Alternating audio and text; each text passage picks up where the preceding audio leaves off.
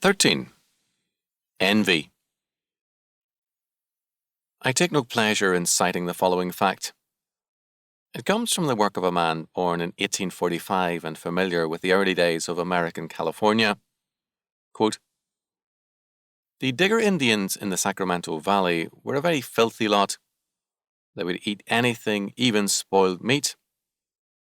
The way they caught grasshoppers and ate them would turn the stomach of anyone.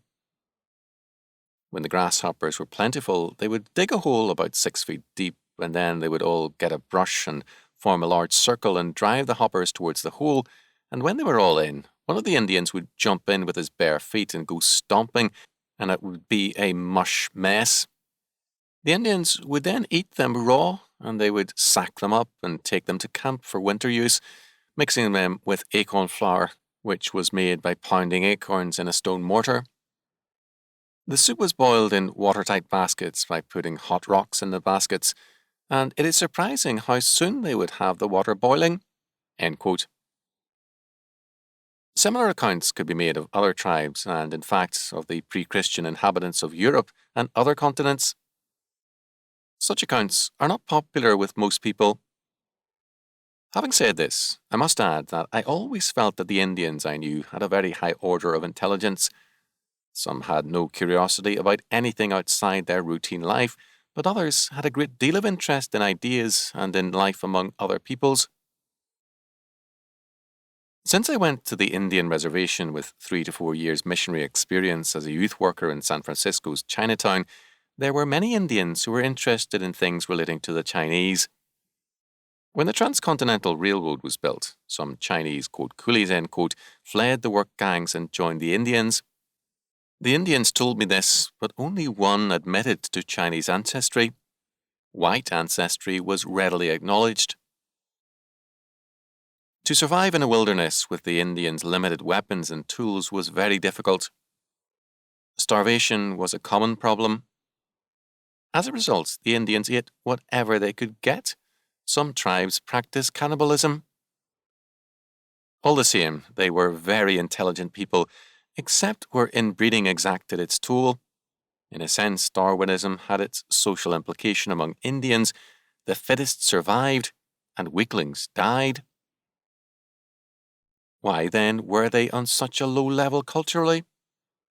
Of course, culture is religion externalized, but we must here be more specific. All over the world, envy has taken a fearful toll. Our current politics is destroying our civilization by institutionalizing envy. The Indian could not advance very far because envy was so important in his life. Like so many other people, he resented the fellow tribesmen who excelled. A man who was the target of envy could be driven to suicide. Up to a point, excellence in battle or in hunting was respected, but to excel in accumulating possessions was not. Both Indians and white apologists told me that Indian communalism made them indifferent to the idea of property ownership.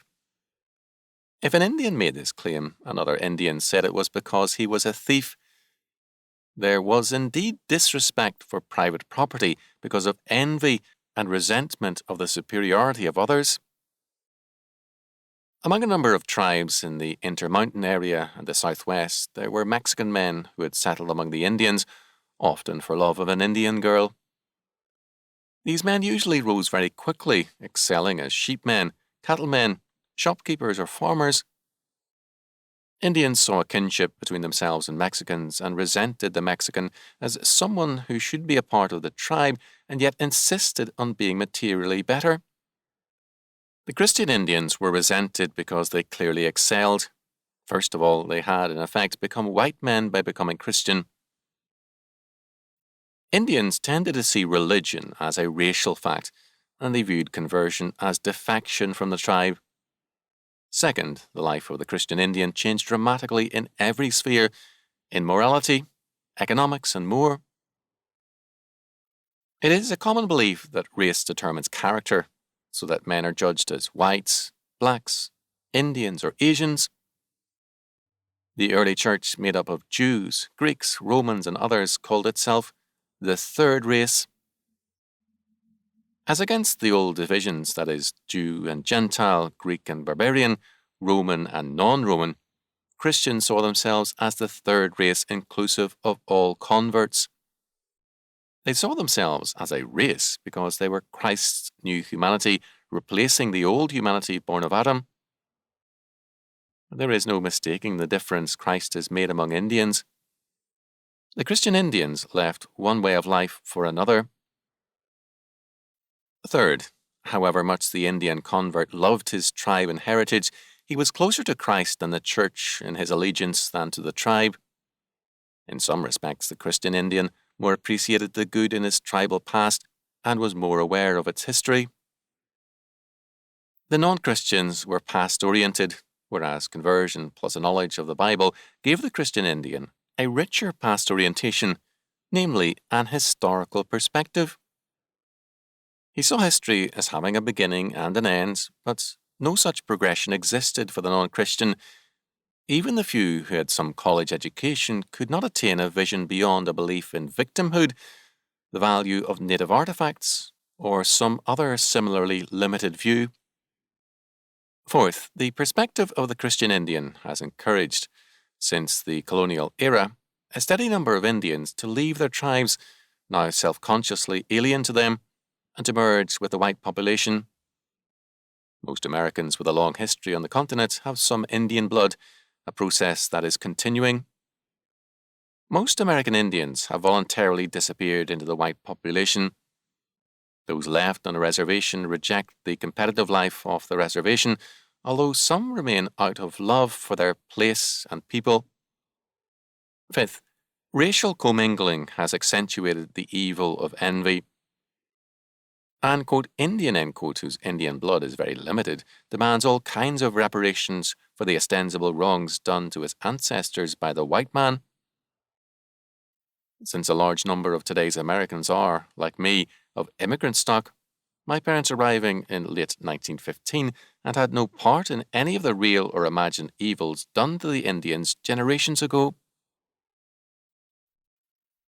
I recall Indian stories of tribal warfare and the extermination of great numbers of an enemy tribe to seize its members' things and take over its hunting grounds. One very old Indian told me the stories related by his grandfather of the new power gained by the possession of horses. As each tribe gained mounts, it was able to overwhelm and shatter its enemies. The coming of the horse radically altered the internal life of the tribes as well as their warfare, and horse stealing became a way of survival. Given the premise of modern Indian lawsuits, members of some barely survived tribes could argue, theoretically, that their near destruction by steed-mounted rivals is ground for claims against the US government for genocide reparations. This problem, however, is simply a minor part of a vastly greater one, the politicization and institutionalization of envy in modern American life. Without a moral and religious change inspired by Christianity, there is nothing to prevent white America from descending to a level lower than that of the Digger Indians and their pit of grasshoppers.